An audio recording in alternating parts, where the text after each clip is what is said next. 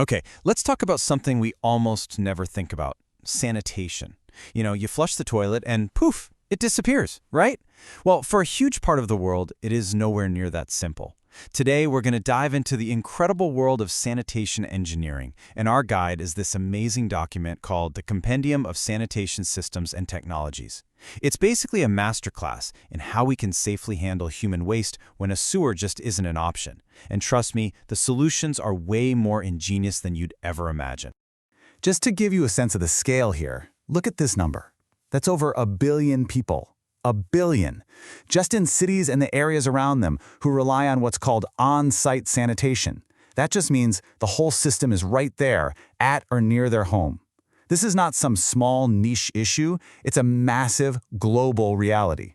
And it brings up a really obvious question. Exactly. Where does it all go? Well, the answer is in understanding the entire sanitation chain. It's a whole journey, from the moment someone uses the toilet to the final point of disposal, or, and this is where it gets really cool, reuse. It's a journey with a bunch of different steps, and every single step needs its own special piece of technology. So, here's our roadmap for the day. First, we're going to learn the lingo, the basic language of sanitation. Then, we'll get into the 5 fundamental building blocks that every single system is made of. After that, we'll actually put a couple of systems together to see how they work, check out some mind-blowing new innovations, and finally, and this is the most important part, we'll talk about the people who use them. All right, first up, the language of sanitation. Before you can build anything, you've got to know what materials you're working with, right? In the world of sanitation, we call these materials products. I know it sounds a little clinical, but getting these definitions right is absolutely key to designing a system that's actually going to work. Okay, let's just get right to it. Our first product is feces. The most important thing to know here isn't just what it is, but what it's carrying, a ton of pathogens. And managing that health risk, that is job number 1 for any sanitation system. Period. Next up, we've got urine, and this is where your whole perspective might start to shift a little. See, unlike feces, urine is usually sterile, but even more important, it is packed with nutrients, especially nitrogen. That one little fact can transform it from being just a waste product into a really valuable resource. And when you put those first two together, with 0 water added, you get what's called excreta. This is pretty much the raw material for a ton of simple waterless toilets. It's potent stuff. It's concentrated in both the bad stuff, the pathogens, and the good stuff, the nutrients. Now here's where things get really critical. The moment you add water, the entire game changes. This table lays it out perfectly. Excreta, as we said, is water-free. But if you add flush water to just feces, you get something called brown water. And if you flush both together with water, you get black water. And that's the stuff that goes into a typical sewer system. That single decision, to add water or not, it literally defines everything that has to happen next. So, if those are our materials, how do we actually build with them? The compendium gives us this fantastic analogy. A Lego kit. Seriously. Every single sanitation system, no matter how simple or complicated it is built using just 5 kinds of technological building blocks. And these are the 5 pieces. Together, they form the sanitation chain. It kicks off with U for user interface. That's the toilet itself. Then S for on-site storage. C is for conveyance, how you move it from A to B. T is for treatment at a more centralized plant. And D is for the end of the line, disposal, or even better, use. It's like a menu. To build a full system, you just pick one technology from each of these 5 groups. Let me show you what I mean. Just look at the very first choice, the toilet. If you go with a simple dry toilet, you use 0 water, and you produce excreta. The whole system that follows is going to be designed for a low-volume, water-free product.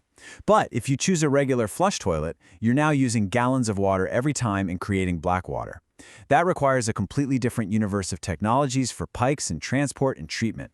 So you see, that very first Lego block you choose sends the whole project down a completely different path. Okay, so we've got our materials, we've got our building blocks. Now let's actually snap them together and look at a couple of real-world system blueprints, pulled straight from the compendium. Here is one of the most common systems on the entire planet, the single-pit latrine. The user interface is just a dry toilet. The storage block is a single pit dug in the ground. There's no conveyance or central treatment. It all happens right there. And the final disposal step? When the pit gets full, you cover it with dirt and you move on. Simple, effective, but it definitely has an expiration date. So that's a simple containment system. But sanitation engineering gets truly awesome when we stop just containing waste and start creating value. What if we could build a system that actually produces a resource? By just picking different Lego blocks, we totally can. Let's design one right now. To build a resource recovery system, we've got to start with a smarter user interface. This is a urine diverting dry toilet, or UDDT. It might look simple, but that little divider inside is a total game changer. It separates urine from feces right at the source, which lets us treat each one differently and unlock its hidden potential. Okay, so what happens next? For collection and storage, because we have two separate streams, we can use two separate technologies. The feces go into a dehydration vault, where they just safely dry out over time.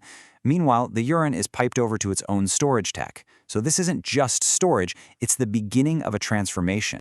And here are the final products. After some time and a few simple natural processes, we're not left with waste at all. We have two incredibly valuable resources. The dehydrated feces have turned into humus, which is a safe and amazing soil conditioner. And the stored urine is now a sterile, nitrogen-rich liquid fertilizer. How amazing is that? By just choosing the right building blocks, we've built a tiny factory that turns a problem into a solution. And this world of sanitation tech is definitely not standing still. The basic building blocks are being improved all the time, and people are inventing completely new ones from scratch. The whole field is just buzzing with innovation, pushing the limits of what's even possible. Just take a look at some of these. You've got the pee-poo bag. It's a single-use, biodegradable bag that actually disinfects the waste right inside it. It's brilliant for emergencies. Then there's Letapot technology, which takes sludge and basically pasteurizes and squishes it into these little dry, pathogen-free fertilizer pellets. And at the super high-tech end, there's struvite production, a chemical process that literally pulls nutrients out of urine and turns them into solid fertilizer crystals. I mean, these aren't just lab experiments. This is how brilliant thinking is solving a really fundamental human need. But after all this talk about amazing technology and systems and products, we have to land on the most critical point of all. You can design the best engineered system in the world, but if people won't use it or can't use it, it's completely worthless. The technology is just one piece of a much bigger human puzzle. This quote from the compendium itself really says everything. This book is not meant for engineers to just fly in somewhere and tell a community what they're getting. No way.